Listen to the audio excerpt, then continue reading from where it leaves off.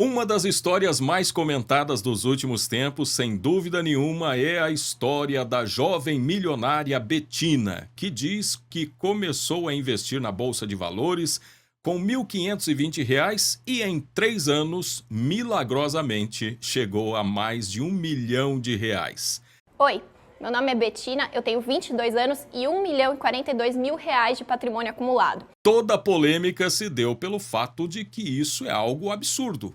E aí foram investigar e descobriram que a história não é bem assim. Mas o que tem a ver a igreja evangélica com a Betina? Será que a Betina se converteu? Será que ela está frequentando uma igreja? Bem, isso eu não sei. Mas o que eu sei é que o efeito Betina já acontece em muitas igrejas há muito tempo.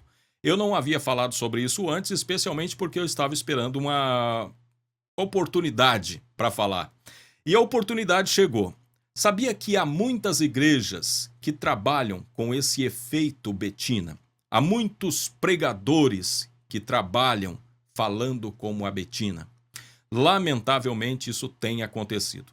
Quando isso acontecia nas igrejas declaradamente adeptas da teologia da prosperidade, que tem o seu foco no enriquecimento milagroso. Quem é que não gosta de dinheiro? Quem é que não gosta de dinheiro? Quem quer dinheiro? Enquanto estava só nessas igrejas, a gente não se espantava muito. Mas o fato é que agora existem alguns pregadores que estão visitando igrejas que nunca tiveram essa ênfase da teologia da prosperidade, mas pelas vantagens que isso tem oferecido a curto prazo, eles estão aderindo a isso.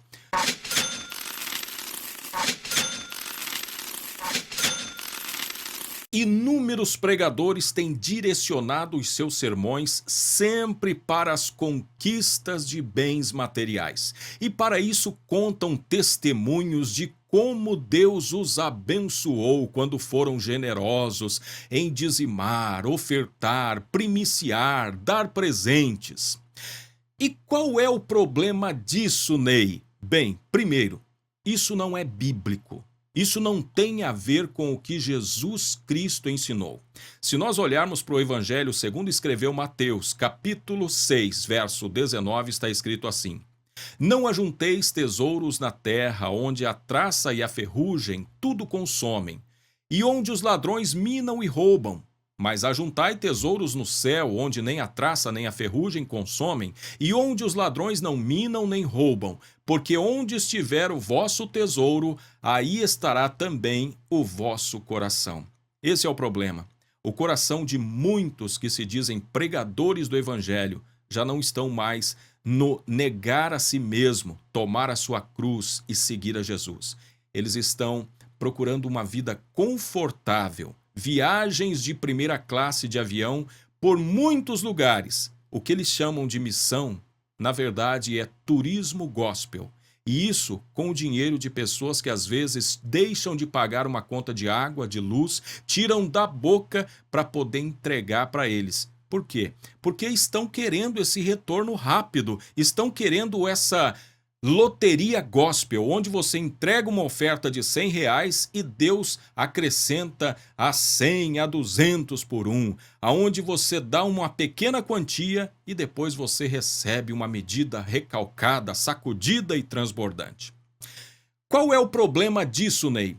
Isso tem gerado frustração e decepção em muitas pessoas. Mas não para por aí. O próprio Cristo ensinou: as raposas têm seus covis, e as aves do céu os seus ninhos, mas o Filho do Homem não tem onde reclinar a cabeça. Se Jesus pregou que nós não devemos ajuntar para nós tesouros na terra, ele mesmo deu o exemplo, dizendo que ele não tinha onde reclinar a cabeça. E não para por aí. O fato dessas pessoas ficarem pregando esse tipo de evangelho, além de não ser bíblico, gera nas pessoas uma ganância desenfreada, um desejo de ter cada vez mais, e cada vez mais bens materiais. As pessoas já não se preocupam mais em se santificar, em se guardar para Deus, em ter um relacionamento de comunhão com Deus e com os irmãos, mas é sempre um desejo de ter mais e mais e mais. E isso é estimulado por esses pregadores do efeito Betina. O apóstolo Paulo, escrevendo ao seu filho na fé, Timóteo, na sua primeira carta, capítulo 6, verso 8, disse: Por isso, tendo o que comer e com o que vestir-nos, estejamos com isso satisfeitos. Satisfação é tudo que não existe mais no meio cristão em algumas igrejas. As pessoas estão eternamente insatisfeitas. Por quê? Porque são estimuladas a querer sempre mais e mais e mais e mais, enriquecer-se à custa das ofertas, dos dízimos e das primícias. E não é isso que o apóstolo Paulo ensinou. Ele ensinou que nós devemos estar contentes com aquilo que nós temos, porque isso glorifica a Deus. E Paulo não parou no discurso. Se nós olharmos 2 Timóteo capítulo 4, verso 13, ele escreve dizendo assim: Quando vieres, traze a capa que deixei em Troade, em casa de Carpo, bem como os livros, especialmente os pergaminhos. O maior apóstolo do cristianismo estava numa prisão, sem ter uma capa, sem ter uma forma de se aquecer no inverno. Por isso ele escreve ao seu discípulo pedindo para que ele trouxesse essa capa para aquecê-lo. Aí está o exemplo de alguém que dedicou a sua vida ao evangelho e não ao enriquecimento. Talvez alguém vai dizer assim: Ney, mas não há glória na pobreza, na miséria. De fato, se a gente olhar com os olhos dos pregadores da teologia da prosperidade, nós não vamos enxergar glória mesmo. Mas se nós olharmos com os olhos de Jesus, nós conseguimos enxergar glória desde que haja um coração sincero e que esteja nas mãos de Deus, porque o próprio Cristo nasceu numa manjedoura, num estábulo, num curral de animais, e nem por isso deixou de ter glória, porque os anjos do céu glorificavam o nome de Deus no nascimento desse que nasceu no estábulo. E nós olhamos para a vida de Jesus, uma vida de limitações, de privações, e no entanto glorificou a Deus. Paulo morreu sem ter uma blusa na prisão e glorificou a Deus. É claro que eu não estou pregando aqui para as pessoas ficarem acomodadas e não buscarem uma vida melhor para si e para suas famílias.